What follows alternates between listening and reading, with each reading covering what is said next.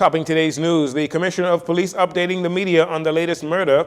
The Prime Minister answers questions about a PLP member of Parliament accused of rape and threats of death. The opposition critical of the government's amendments to the Central Bank Act. And results from the National Family Island Regatta in Georgetown, Exuma.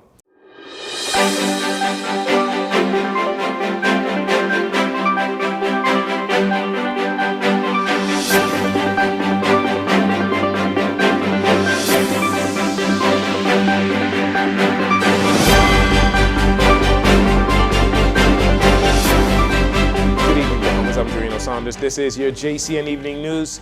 It's a pleasure to have you join us. Following 3 homicides that took place over the weekend, Commissioner of Police Clayton Fernanda, during a media press briefing held at the police headquarters this morning, updated members of the media on how investigations into those recent killings are going, starting with the 19-year-old who was chased and shot to death in his vehicle while in the area of Seabreeze Lane on Thursday, April 20th. And then the mother of their mayor, Jcn Butler, he was found shot to death in the vehicle at Seabreeze Lane. Based on our investigation this far, we suspect that it's a gang retaliation matter. This is a very serious matter, and a number of you should have seen a video that was viral on social media where a number of young men were seen modeling with their guns, and they're partying with their guns, with handguns and also high-powered rifle. We have identified one of the individuals to be that of the same victim who was killed in this car, waving a gun we believe was the same weapon that we recovered on scene in that vehicle. In regards to the 2 brothers who were killed during the early morning hours on Saturday, the 22nd, the police commissioner says that the killings there, they believe, may have been the result of an altercation. With respect to that matter, we, thus far in our investigation, we believe it was some conflict. We suspect that the 2 brothers were on the way home and ran into a roadblock with about 3 other vehicles, what was blocking their path, and whatever they ran into and what was going on there, we are trying to determine, and there was some conflict and they were shot. Officers was right on the line at Robinson and Marathon Road when they heard the shots, and as they approached the 3 vehicles that were blocking the path of the 2 victims sped off. And on checking that vehicle, it was discovered that the 2 brothers were found shot to death in that vehicle. One of the brothers killed in that double homicide was professional boxer Tyrone Oliver, who represented the Bahamas on a number of occasions on national teams during his amateur career. Police are following significant leads into this matter and have since arrested and questioned 4 people in connection to that murder. They have also launched a search for a 5th person of interest, Omar Thompson Jr. of Gibbs Corner, who too may be connected to this double homicide. Police are asking for your assistance in locating this individual. Commissioner Fernanda also giving an update on the investigation into the killing of 42-year-old Yinka Maria Strawn, a mother of 4 whose body was found submerged in the South Beach canals last week. Since then, 34-year-old Giuliano Dorset has been arrested in connection to that incident and will appear before the magistrate court, where he will be formally charged for that killing. Investigations revealing Strawn's killing was a result of domestic violence. Meanwhile, the latest killing took place on Saturday around 9:43 a.m. Police say a 49-year-old male of Jamaica was gunned down on Aeneas Avenue in Stapleton Gardens. Police press liaison officer, Chief Superintendent Christine Skibbings, she spoke with the media on the scene of that incident. Shortly before 10 this morning, we received information of a shooting here at Aeneas Street in the Stapleton Gardens community. Information received is that a male who is believed to be in his late 40s was entering his vehicle when a small dark vehicle pulled up.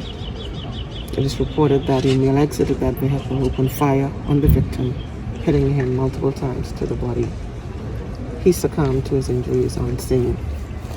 We are investigating as usual, and again, we make a plea to residents of the community and other good citizens of this country who may have any information that can assist us with this latest homicide.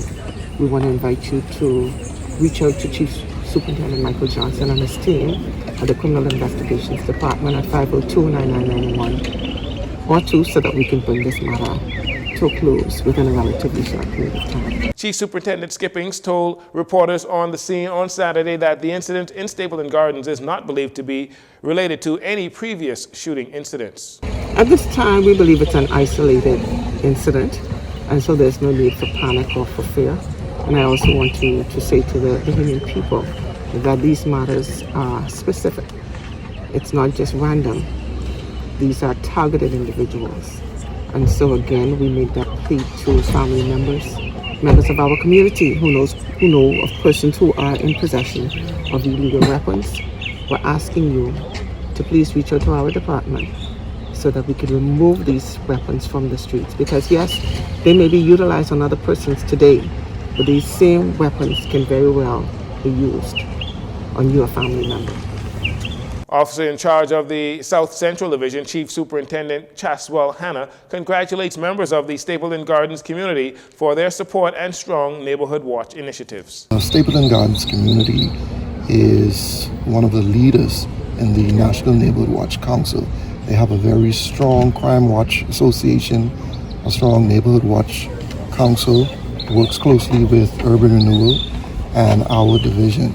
And so immediately when we came to this crime scene, members of the community were willing to share information related to this incident. As Chief Superintendent Skipping said, we believe this is an isolated incident. It is because of the strength of the relationship we have with the community through the National Neighborhood Watch Council and Urban Renewal and the Crime Watch Associations in Stapleton, Millennium, etc. We believe it's related to why crime for the first quarter here in the South Central Division is down by 21%. We cannot do it without the community. Chief Superintendent Hanna says if police continue to get the support from the community, this and other matters will be resolved quite quickly. The gun appears to be the new drug. This coming from Minister of National Security Wayne Munro following the multiple recent targeted murders here in the capital. He says his biggest concern is why are the murders happening? Because only when you address why it is happening can you take steps to seek to stop it. So that murders that are related to gang involvement and some sort of back and forth, like one of them, a firearm was recovered from the vehicle of the deceased, and the briefing was that that firearm had discharged at least one round because the casing was found in the car. That is a matter you can seek to address gang activity by discouraging young men from joining gangs. And so rather than look at just the fact that there's a murder, we are more concerned with what is the reason behind it, because that is how we can stop them. The double murder that happened not far from here, I haven't received a briefing on what may be the motive for that. But as a people, we have to consider why people are doing what they're doing to take steps to stop them. Minister Munro goes on to say that we must address our young people in relation to gangs and drugs. The government is currently addressing interdicting the flow of guns into the country from the United States. Persons have to focus on the young people around them. We have to have them with us and not with these other folks. It's as simple as that with that type of behavior. The behavior that deals with people not being able to manage anger, not being able to settle disputes without resort to a gun, is a matter, again, for socialization. Dr. David Allen in the symposium in Trinidad pointed out that one of his patients said to him, "The gun appears to be the new drug." The gun appears to be the new drug that hypes people up to do things that they would not do if they didn't have it. And so we're addressing and interdicting the flow of guns in. We're putting pressure on our neighbor to the north, who rightly put pressure on us to stop the flow of drugs to them during their war on drugs.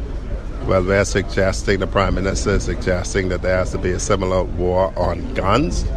He says this is a time for us as a nation to be focused and seek to take positive steps to stop the reoccurring incidents of violence from happening here in the country.